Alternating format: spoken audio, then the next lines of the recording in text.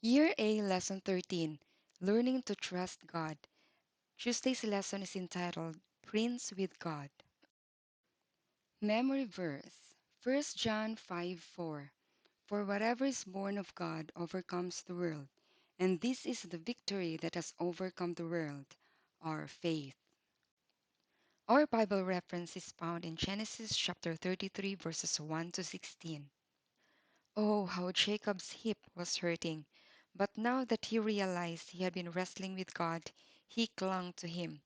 He now saw that it was because he had not totally trusted God that he had lied and stolen the birthright. And when God said to let him go, Jacob held on even tighter. Jacob finally knew that his sin was forgiven. Also, God had given him a new name, Israel, meaning prince or ruler with God. His descendants would be called children of Israel or Israelites. And even though he was limping painfully as he went back to the camp, he was happy. He was no longer afraid of meeting Esau. While Jacob was wrestling with God that night, Esau had a dream. In his dream, he saw how sad Jacob was when he learned that their mother Rebekah had died. Perhaps he saw how hard life had been for Jacob while he was away from home. He also saw that angels were protecting him. When Esau woke up, he told his soldiers his dream. Don't harm Jacob, he warned them. My father's God is protecting him. That must have surprised those hardened soldiers. But as they later watched what happened when the two brothers met and hugged each other, their own emotions were deeply stirred. Read the whole beautiful story of what happened in Genesis chapter 33, verses 1 to 16. Genesis chapter 33, verses 1 to 16. And Jacob lifted up his eyes and looked, and, behold, Esau came, and with him 400 men. And he divided the children unto Leah, and unto Rachel, and unto the two handmaids. And he put the handmaids and their children foremost, and Leah and her children after, and Rachel and Joseph hindermost. And he passed over before them, and bowed himself to the ground 7 times, until he came near to his brother. And Esau ran to meet him, and embraced him, and fell on his neck, and kissed him, and they wept. And he lifted up his eyes, and saw the women and the children, and said, Who are those with thee? And he said, The children which God hath graciously given thy servant. Then the handmaidens came near, they and their children, and they bowed themselves. And Leah also with her children came near, and bowed themselves. And after came Joseph near, and Rachel, and they bowed themselves. And he said, What meanest thou by all this drove which I met?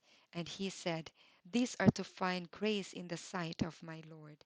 And Esau said, I have enough, my brother, keep that thou hast unto thyself. And Jacob said, Nay, I pray thee, if now I have found grace in thy sight, then receive my present at my hand. For therefore I have seen thy face as though I had seen the face of God, and thou wast pleased with me. Take, I pray thee, my blessing that is brought to thee, because God hath dealt graciously with me, and because I have enough. And he urged him, and he took it. And he said, Let us take our journey, and let us go, and I will go before thee. And he said unto him, My Lord knoweth that the children are tender, and the flocks and herds with young are with me.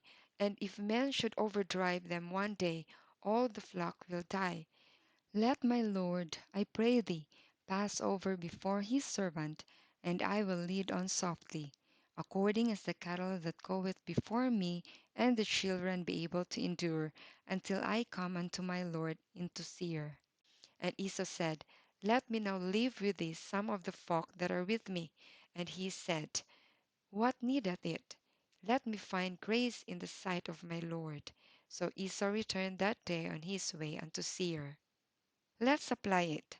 All of God's people living just before Jesus comes will feel like Jacob did that night when he was afraid that he and his family would lose their lives. Satan will try to make them feel that because they have sinned so much, there is no hope that God will save them from their enemies.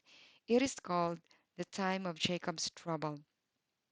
But if we have confessed all our sins and asked God to forgive them, we can know and must believe that He has forgiven them. No matter how terrible we feel, we must have faith to hold to His promises, like 1 John 1 9, just like Jacob held to God that night. He will not fail us. 1 John 1 9.